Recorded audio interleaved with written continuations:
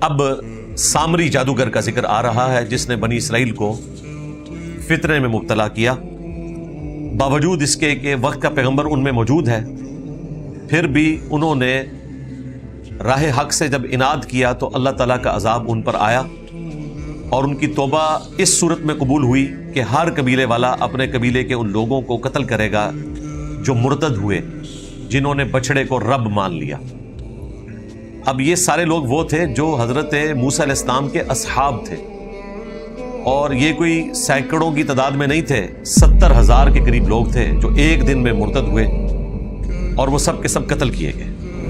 اب توبہ تو قبول ہوئی ہے لیکن بڑی تکلیف کے ساتھ، دنیا میں تو تکلیف کاٹنی پڑی، کتنی عورتیں بیوہ ہو گئیں، کتنے بچے یتیم ہو گئے، لیکن ان لوگوں کی آخرت بن گئی جن کو قتل کیا گیا، کیونکہ ان کی توبہ یہی تھی۔ دنیا میں سزا اسٹیبلش ہوئی، آخرت کے عذاب سے وہ بچ گئے۔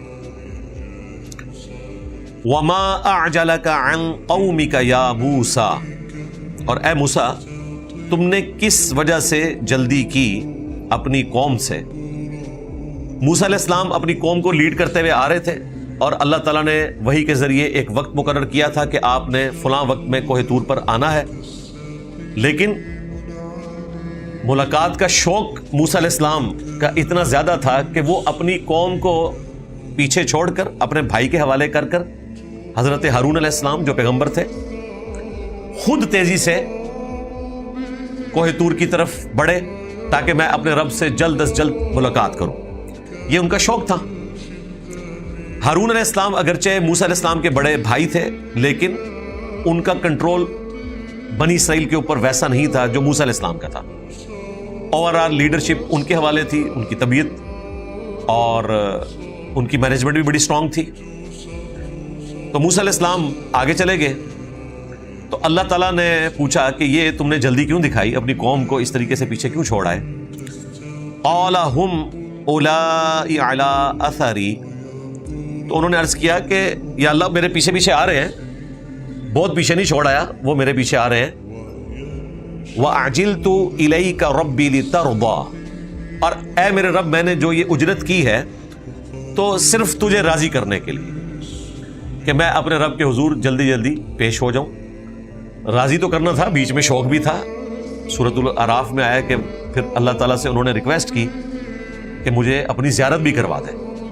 اللہ تعالیٰ نے فرمایا تو مجھے دیکھ نہیں سکتا، صرف گفتگو کے اوپر اکتفا کرنا ہوگا۔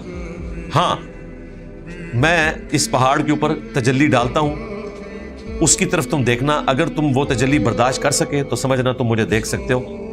موسیٰ علیہ السلام نے جب وہ تجلی دیکھی، ڈائریکٹ اللہ کو نہیں دیکھا، اس پہاڑ کے اوپر جب اللہ تعالیٰ نے اپنے نور کی تجلی فرمائی، اس پہاڑ کو دیکھنے کی وجہ سے وہ بے ہوش ہو گئے، اور اس کے بعد انہوں نے اللہ سے معافی مانگی کہ یہ جو میں نے خواہش کا اظہار کیا تھا یہ مجھے نہیں کرنا چاہیے تھا۔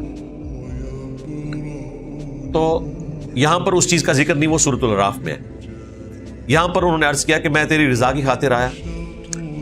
قال فإنا قد فتنا قومك من بعدك، تو اللہ تعالیٰ نے فرمایا کہ یہ جو تم نے کیا، میری تمہارے ساتھ جو کمٹمنٹ تھی اس سے ہٹ کر تم پہلے آ گئے، تو بے شک ہم نے اب مبتلا کر دیا ہے تمہاری قوم کو تمہارے بعد ایک فتنے میں، اور وہ فتنہ کیا ہے؟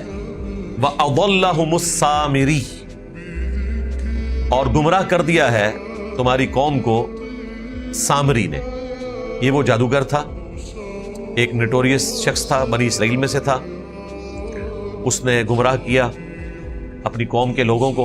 کس طریقے سے کیا وہ بعد میں ذکر آئے گا۔ بہرحال اس میں ایک لطیف نکتہ ہے کہ پیغمبر اگرچہ مقررہ وقت سے پہلے پہنچے، لیکن پھر بھی چونکہ وہی کو 100% فالو نہیں کیا، تو اس کی وجہ سے ان کی قوم کو اللہ تعالیٰ نے فتنے میں مبتلا کر دیا، آزمائش رکھی۔